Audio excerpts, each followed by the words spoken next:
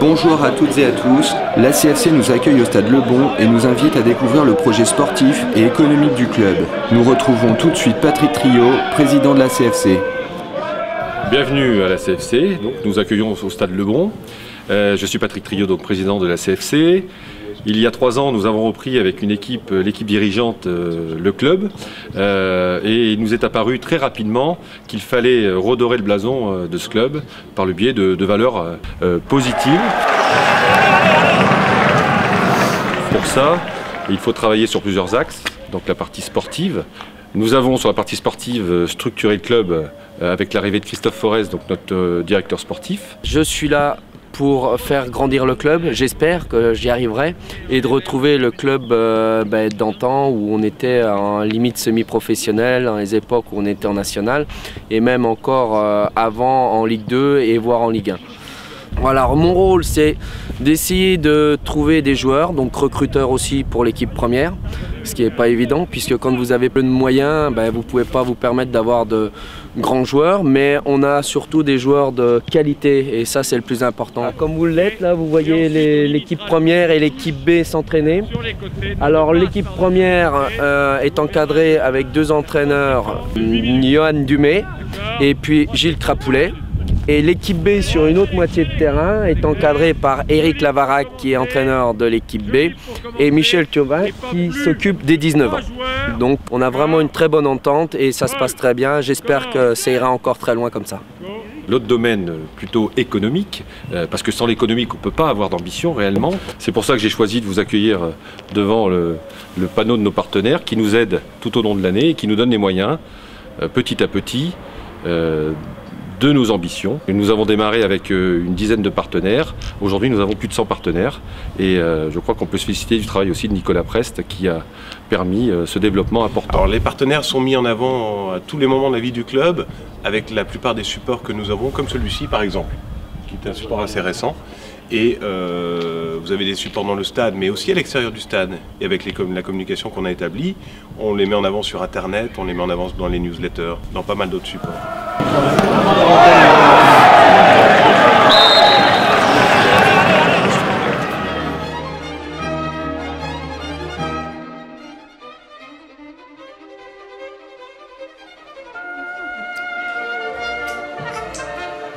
Il est plein de chocolat, plein de chocolat.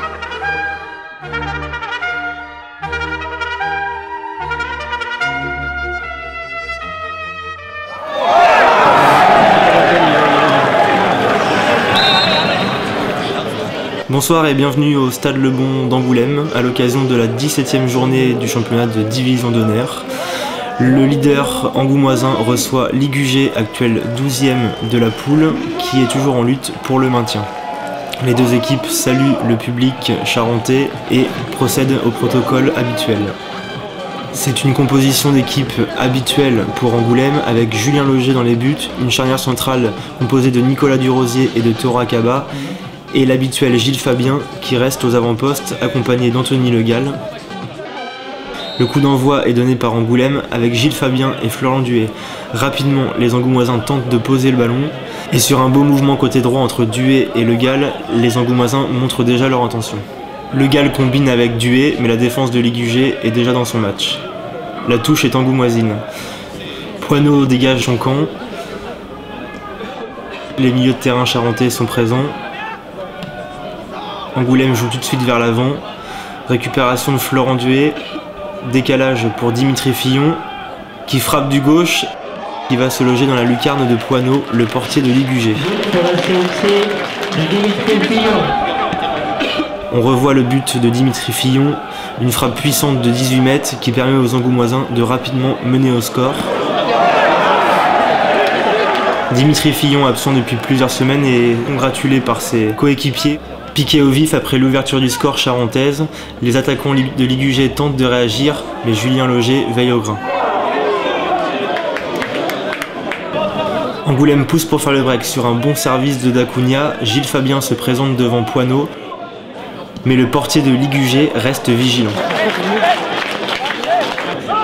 Au quart d'heure de jeu, Ligugé parvient à sortir de son camp, mais incapable de mettre la défense angoumoisine à mal, les visiteurs sont obligés d'abuser de longs ballons et Julien Loger, toujours présent, empêche les visiteurs de faire mouche.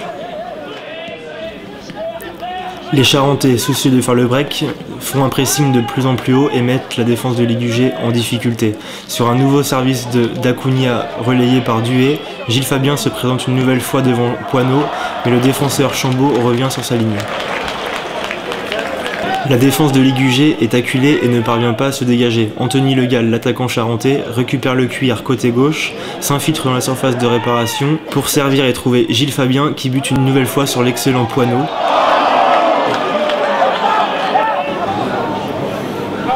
Angoulême pousse, Julien Loger demande à ses troupes de monter et sur un long dégagement du portier charentais, la prolongation de la tête de Florent Duhé trouve Gilles Fabien et après un relais, Gilles Fabien se présente une nouvelle fois devant Poineau et cette fois-ci fait mouche pour le but du 2-0.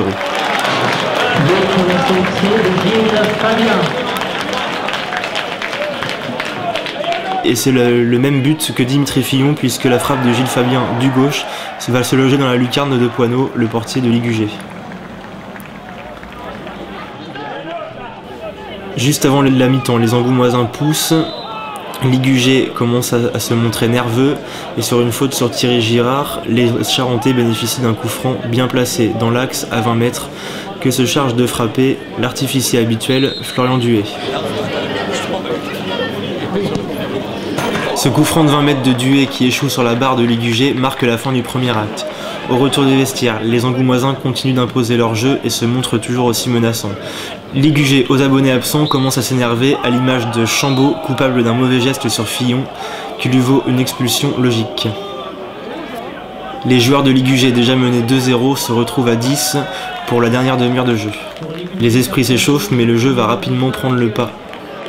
Déjà en grosse difficulté à égalité numérique, Ligugé, désormais à 10, s'expose encore à des occasions charentaises de plus en plus nombreuses. Sur une tergiversation défensive des visiteurs, Le Gall récupère le cuir, centre pour Duhé qui d'une demi-volée trompe Poineau pour la troisième fois. Angoulême mène 3-0 à l'heure de jeu, Ligugé est sonné. On revoit le but de Duhé qui est étrangement seul dans la surface de réparation et qui trompe Poineau pourtant bien sorti à son encontre. Le commando Fada présent derrière les buts manifeste sa joie par un lâcher de confetti. Angoulême savoure et Florian Duhé va remercier son passeur Anthony Le Gall. Malgré une avance confortable, Angoulême continue de pousser. Gilles Fabien sert Dimitri Fillon sur la gauche, qui centre pour Duhé. Le Gall, esselé au second poteau, récupère le cuir, mais bute sur l'excellent Poineau, qui évite à l'équipe de Ligugé une sacrée correction. C'est désormais un attaque-défense. Duhé bénéficie d'un nouveau ballon dans l'axe et bute une nouvelle fois sur Poineau, qui sauve les siens. Angoulême fait rentrer du sang neuf avec l'entrée de Quentin Leroy et de Cédric Bernard pour les 20 dernières minutes de ce match. Angoulême pousse toujours autant, Duhé est toujours aussi en évidence et Poineau fait toujours le show dans les buts de Ligugé. Sur ces images, on revoit la demi-volée, le geste fétiche de Florent Duhé. Gilles Fabien, auteur d'un joli geste technique, trouve en profondeur El Archi qui bute sur Poineau. Le match se termine sur cette tentative d'El Archi. Angoulême s'impose logiquement 3-0 et reste leader de sa poule de DH. On écoute désormais pour les réactions Johan Dumay et Gilles Crapoulet, les co-entraîneurs de la CFC. On a fait ce qu'on avait travaillé cette semaine, c'est-à-dire circulation de balles. On avait fait quelques bons enchaînements, on a manqué de rythme par rapport au match non joué, mais bon, dans l'ensemble c'est positif, on n'a pas été mis en danger, on n'a pas pris de but, on a réussi, je te dis, comme ça, à se créer beaucoup d'occasions, donc c'est toujours positif. Alors le staff dans son ensemble est vraiment très heureux des résultats enregistrés depuis le début de saison. Je crois que c'est à mettre à l'honneur des joueurs qui ont beaucoup travaillé depuis la rentrée de juillet. Ils apportent beaucoup de sérieux, beaucoup de rigueur à tout ce qu'ils font, à tout ce qu'on prépare, à tout ce qu'on met en place. Et donc ça se traduit sur le terrain par les résultats qu'on a depuis un bon moment. Soirée positive, pas de blessés, pas de carton.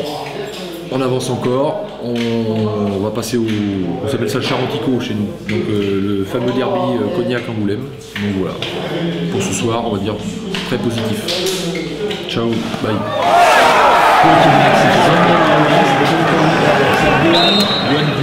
Alors pour les partenaires, nous avons établi des rencontres régulières tous les à peu près 2 mois, où l'objectif est de mieux se connaître et éventuellement de développer un réseau. Il y a un système d'information que nous avons mis en place pour le club d'entreprise, ce qui permet de relayer les offres qu'ils ont entre eux et de se rencontrer. Maintenant, je vais vous donner un exemple de relation que nous avons construit avec un partenaire, c'est-à-dire l'imprimerie La Trésorière, Pascal Lemasson, Appui Moyen.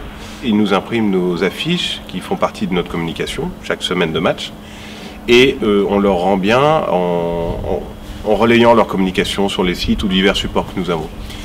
Et je vous invite à venir découvrir Pascal Lemasson et son imprimerie dans ce petit reportage.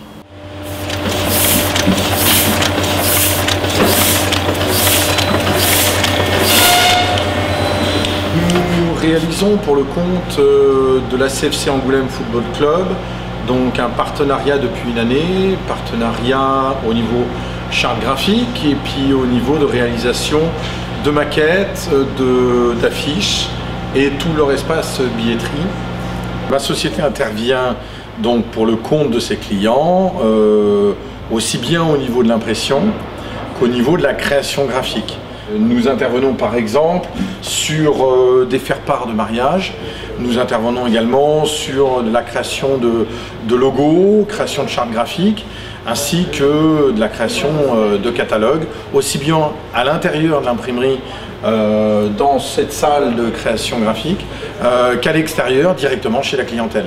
Donc au niveau de l'impression, l'imprimerie La Trésorière intervient aussi bien en impression offset traditionnelle, à travers donc 2 machines à imprimer par monocouleur, et ou aussi bien au niveau d'impression numérique.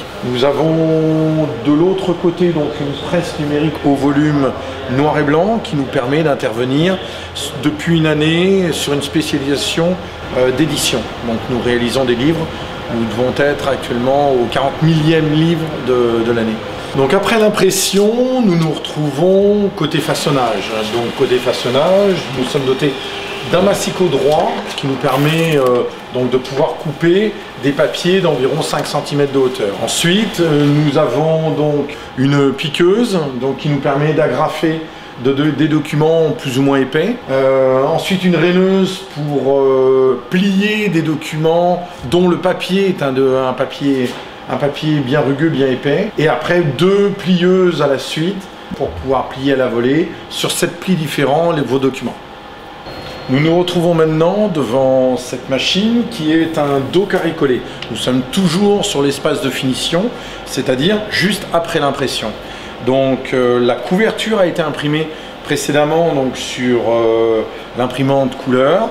Nous joignons la couverture à l'intérieur de cette machine. La couverture va être pliée, rainée 4 fois pour réaliser un dos. Ensuite, nous allons mettre à l'intérieur donc ce que l'on appelle le corps d'ouvrage, c'est-à-dire l'espace de lecture. L'espace de lecture, le corps d'ouvrage va être gréqué, collé et va se mettre sur le dos de la couverture. Le tout va être plié et le livre est réalisé.